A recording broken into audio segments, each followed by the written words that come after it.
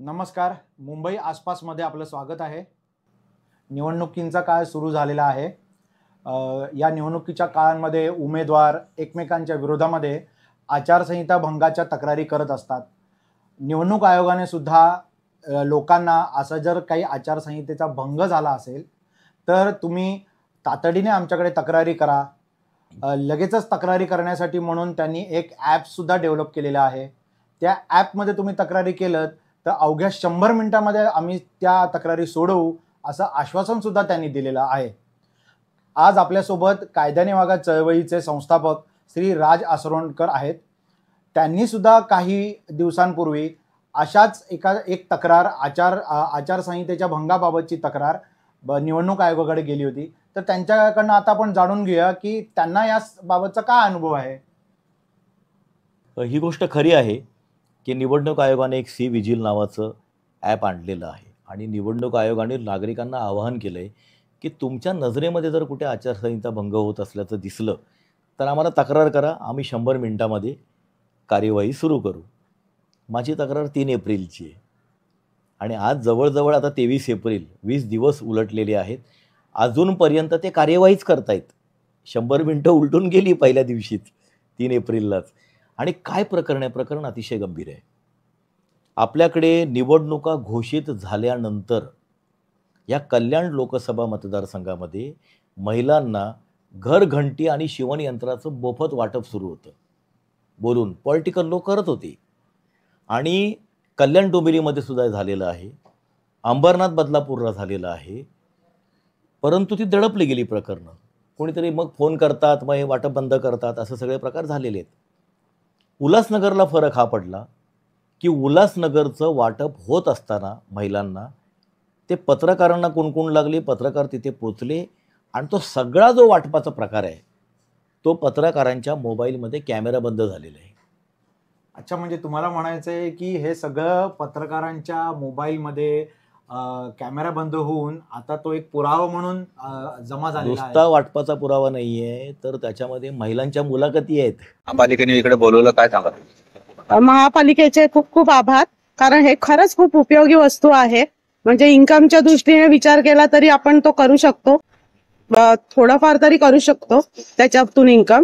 खूप छान, मला खूप आवडलं. केव्हा तुम्हाला फोन आला होता, केव्हा तुम्ही घेतली मशीन? मला आजच फोन, म्हणजे लागलाय हे कधीच कळलेलं, पण फोन आज आलेला घेण्यासाठी. कुठल्या विभागातनं फोन आला होता? मी 4 नंबर मध्ये राहते, मराठा सेक्शन. हा, छान वाटतं. कधी फोन आला तुम्हाला पालिकेकडून? जाता येईल थोडा वेळ आलेलं. बरं वाटतंय ना? नाही ते काय विराव ये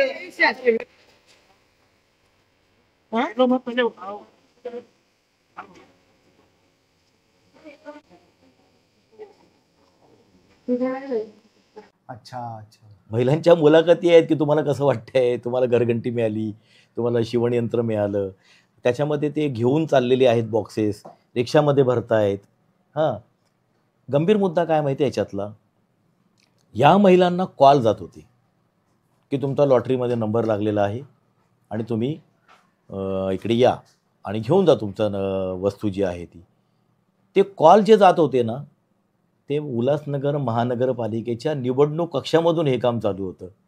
निवडणूक कक्षामधून महानगरपालिकेच्या इमारतीमध्ये दुसऱ्या माळ्यावरती निवडणूक कक्ष आहे. तिथे 2 कर्मचारी, त्यांच्याकडे अख्खा डाटा होता, सगळ्या ह्या महिलांचे फॉर्म्स होते आणि त्या फॉर्म्सवरती नंबर बघून ते प्रत्येकाला फोन करत होते आणि त्यांना सांगत होते की अमुक अमुक ठिकाणी येऊन ते घेऊन जा. ती जी जागा आहे जिथून ह्या वस्तू कलेक्ट करायच्या होत्या ती महानगरपालिकेची शाळा. अरे बापरे. म्हणजे फोन कुठून जात आहेत?